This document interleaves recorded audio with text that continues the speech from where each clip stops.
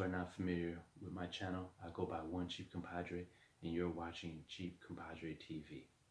Where on my channel, we talk about investing, savings, some politics, and if we have time, even story time. So, I did a video a couple months ago on 529 plans and custodial accounts. Which one would be a much better fit for you to invest in your child's future? The Parents Edition. So I was sent an email, a text that is, from a subscriber named Roxy, and she wanted me to talk more about the taxes when it comes to a 529 plan and a custodial account. So this one is dedicated to her and other parents who are trying to figure out how to save for their child's future. So before I begin, make sure to destroy that like button and become a subscriber and continue watching for more new content. So before I get started, let's start with a belief ideology, I might say, on how I go about creating an account for my child. And basically what I do is, one, I'm not giving any of my children allowances. Okay, I don't do allowances. I grew up without allowances, so I'm not gonna all of a sudden start giving out allowances. Only way you'll be able to earn money without. Now, don't get me wrong, when it comes to money, if they need money for lunch or something like that, yeah, that's fine. But as far as just giving them money just to be giving it to them, no. They will have to do things around the house besides their chores where they can earn extra money. They can do that as long as they learn how to work for money and earn it, that's fine. But they're going to learn how to do chores, and if they do go the extra mile, do something out of the ordinary, then they can earn money from me. And then I'll teach them step by step on saving, investing, donating to charity, and also using some money for their just for their own wants. So I'll be teaching them step by step. So I know a lot of people say that having certain money for them, they would just spend it. So with that being said, that's why you have to start at a young age to teach your children the value of a dollar. So when they get older, they wouldn't make certain mistakes that someone who doesn't understand the value of a dollar will probably make. So you have to teach them at an early age the value of a dollar and using those strategies to help them to make wise decisions.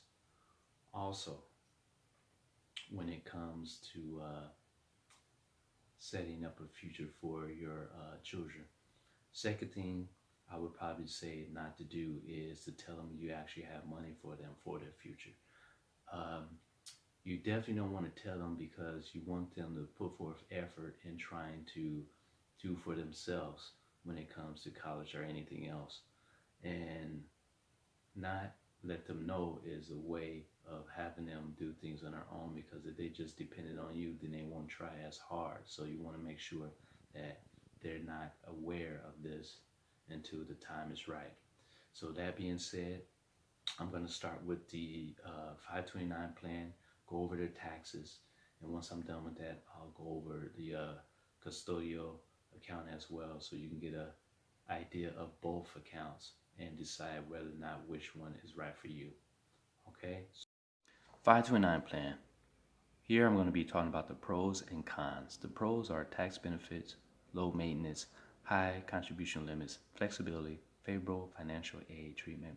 Cons: funds must be used for education, limitation on state tax benefits, no self-direct investment, fees, ownership rules.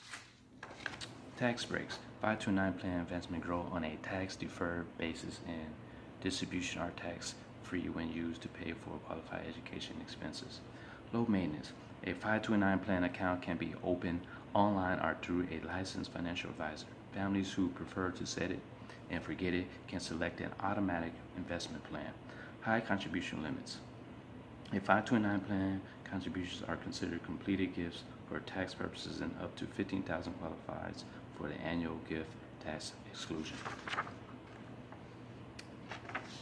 Flexibility. 529 plans offer the same benefits to all families regardless of their household income or the amount they contribute. Favorable financial aid treatment. 529 plans owned by a dependent student parent or a dependent student are reported as parental assets and have a relatively minimal effect on financial aid eligibility. Cons. Funds must be used for education only. Limitation on state tax benefits. If a 529 plan account owner does a rollover into another state 529 plan, any state income tax deduction and credit previously claimed may be subjected to recapture. No self-directed investment. A 529 plan account owner must select from a menu of investment options offered by the 529 plan. Fees. The more families pay in 529 plan fees, the less they are able to save for college. Direct sold 529 plans are less expensive than advisor sold 529 plans.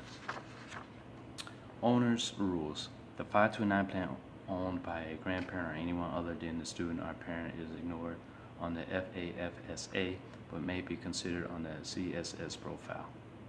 However, distribution from a 529 plan owned by a third party are counted as untaxed income to the student and can reduce the student's eligibility for financial aid.